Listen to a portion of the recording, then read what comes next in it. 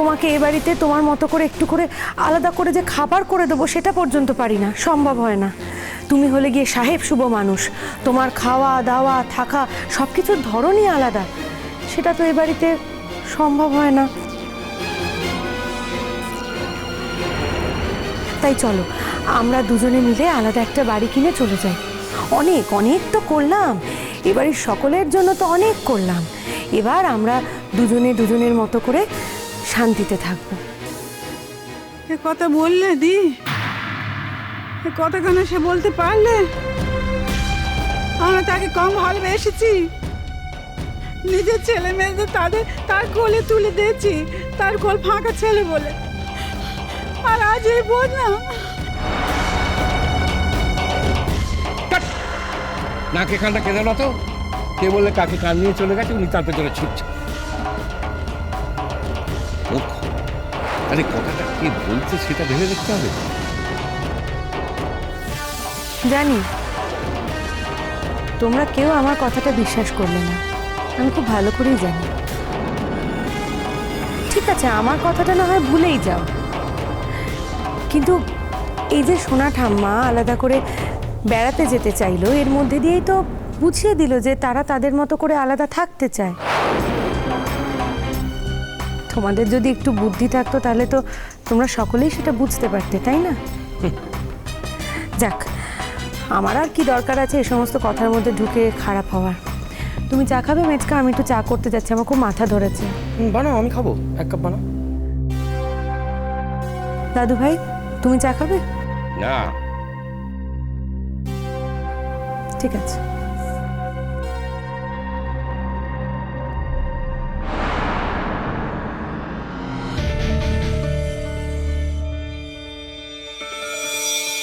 কাঁদবেন না, ভূমির কথা কি আমরা কেউ ধরি নাকি? ও তো সব সময় সবার নামে বানিয়ে বানিয়ে বানিয়ে বানিয়ে কথা বলে, চেনেন না ওকে? ঠিক আছে, তেমন হলে আমি একবার সোনা জেঠির সঙ্গে কথা বলে দেখবো। না না না, তোকে যেতে হবে নি, মোটে যেতে হবে নি। সে কারোর সঙ্গে ভালো করে কথাই কয় না আজকাল। ঠিক কথা, সোনা জেঠির মধ্যে কিন্তু একটা মারাত্মক বদল হয়েছে। ডেকে কথা না বললে তো বলেনি না, সেটা কিন্তু আমাদের চোখেও পড়েছে। কথা কওয়া না কওয়া তো দূরের কথা, সে তো নিচেই নামে নে।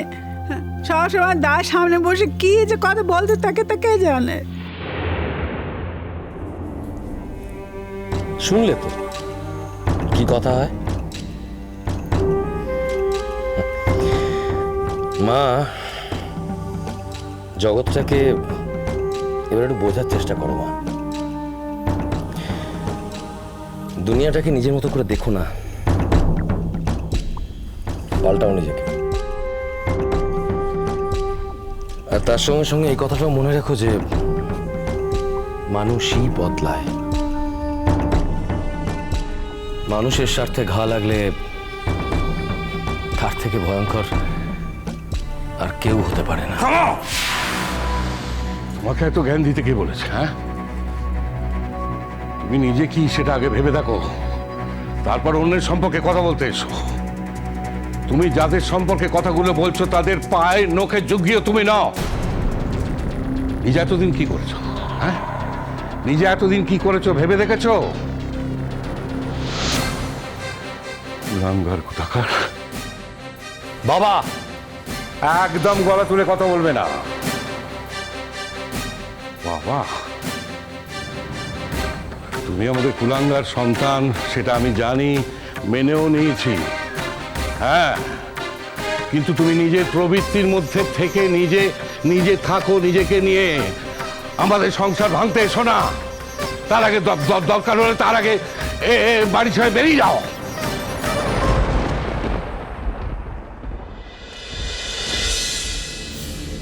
আরশি, আরশি,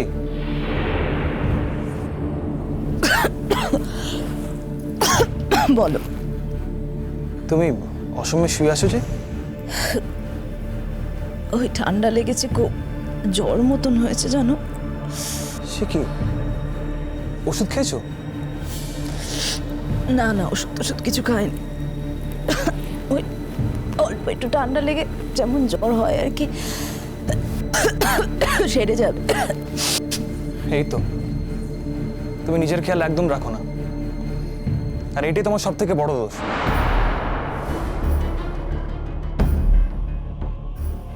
নীল, হ্যাঁ বলো। কি হয়েছে তোমার? আমার কই কিছু না তো। না, তোমার তোমার চোখ মুখ কিরকম লাগছে তাই বললাম। দেখেছো, তোমার নিজের শরীর খারাপ সে দিয়ে খেয়াল রাখবে তা না। আর সে আমি একদম ঠিক আছি, পারফেক্টলি অল রাইট। মোটেই না। উফ, মা গো। আচ্ছা, কোথায় ছিলে তুমি বলো তো এতক্ষণ? হ্যাঁ, হঠাৎ করে না খেয়ে দিয়ে যে বেরিয়ে গেলে। অফিসে ছিলাম। লাঞ্চ করে যাওনি কেন? রোজই তো তুমি খেয়ে বেরো। আর তাছাড়া তো তুমি বেরোনোর খানিকক্ষণ আগে দেখলাম কাজলও হঠাৎ করে বেরিয়ে গেল।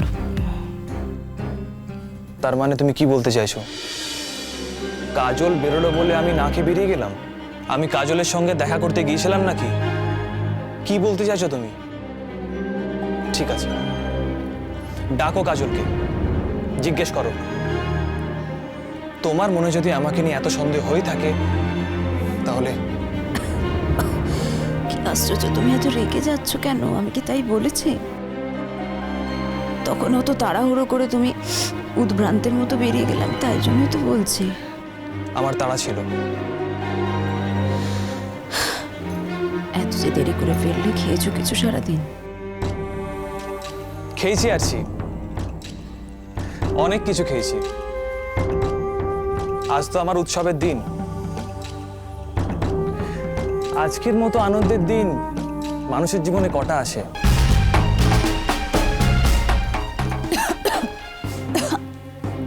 আনন্দের দিন? আনন্দের দিন মানে কি হয়েছে আজ? বারে, আজ পাকাপাকি কাজলের সঙ্গে সম্পর্কটা শেষ হয়ে গেল। আজ আনন্দ করব না? নীল, চুপ করে আছো কেন বলো?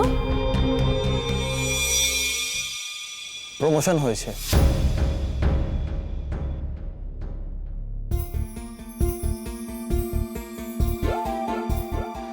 অফিসে কি খবরটা পেলাম কিনা? বাহ, হোয়াটস এ গ্রেট নিউজ! হ্যাঁ, সত্যি খুব ভালো খবর নীল, অসাধারণ একটা খবর। হ্যাঁ, সত্যি খুব ভালো খবর। এরম ভালো খবর মানুষের জীবনে কি চট করে আসে? নীলের কথাবার্তা কেমন যেন এলোমেলো, অদ্ভুত লাগছে। নীলের কি কিছু হয়েছে নাকি? নাকি সত্যি প্রমোশনের আনন্দে? আরশি, উঠছো কেন? তোমাকে না বললাম রেস্ট নিতে? কি আশ্চর্য, তুমি অফিস থেকে এসেছো, আমি এভাবে শুয়ে থাকবো সেবার হয় নাকি কখনো? না, আরশি উঠবে না, প্লিজ প্লিজ। আরশি,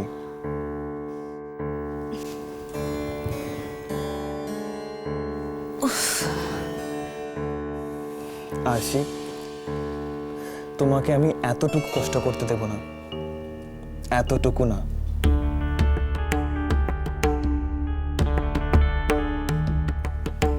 বুঝেছি, কিন্তু বিশ্বাস করো এই মুহূর্তে না আমার একটু আদা দেওয়া চা খেতে ইচ্ছে করছে। খুব গলাটা খুব ব্যথা, আমি এক্ষুনি যাচ্ছি আর চট করে চাটা বানিয়ে নিয়ে চলে আসছি। কেন? তুমি কেন চা বানাতে যাবে? আরশি, তোমার তো শরীর খারাপ, আর তোমার শরীর খারাপ হোক বা না হোক, এই গরমে রান্নাঘরে গিয়ে তুমি কেন চা বানাতে যাবে? আরশি, তোমার স্বামীর কিসের অভাব? বাজে জন্মপথ